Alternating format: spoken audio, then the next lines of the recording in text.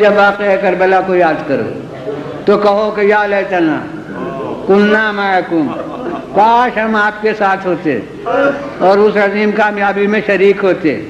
اور میں کہتا ہوں کہ اسی میں ہمارے گریے کا پس منظر ہے۔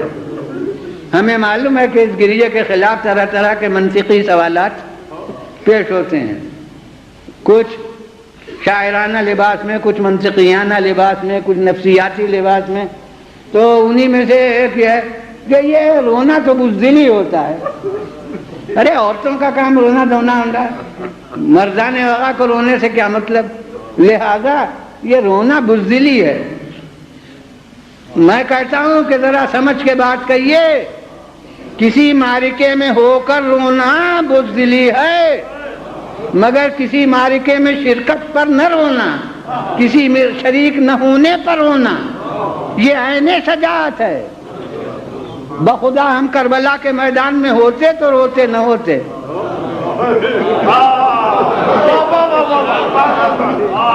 کربلا کے مجاہدین میں کون تھا جو روتا ہوا گیا؟ کیا ابو ہریرہ ہمدانی روتے ہوئے گئے؟ کیا مسلم ابن اوسجہ روتے ہوئے گئے؟ کیا حبیب ابن مظاہر روتے ہوئے گئے؟ کیا فرزندان عقیل و جعفر روتے ہوئے گئے؟ ارے قاسم بھی اس وقت تک روئے جب تک اجازت نہیں ملی، اور جب اجازت جہاد مل گئی تو پھر روتے ہوئے نہیں گئے۔ کیا عباس روتے ہوئے گئے؟ کیا علی اکبر روتے ہوئے گئے؟ مولا بھی ہمارے عزیزوں کے اوپر روئے، لیکن جب خود میدان میں گئے تو دنیا کہتی ہے کہ ایسا حشاش و بشاش چہرہ تھا کہ کسی زخمی کا ہم نے ایسا چہرہ نہیں دیکھا۔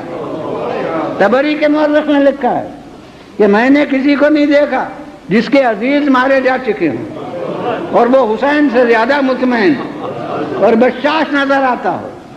کلما اشتد الوقت اشرق وجه الحسین، جتنا سخت وقت ہوتا تھا مولا کا چہرہ دمکتا جاتا تھا۔ تو کربلا میں کون روتا ہوا گیا؟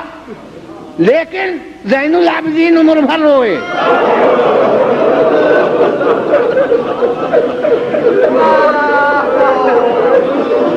اب آپ سمجھے ہمارے رونے کا مطلب؟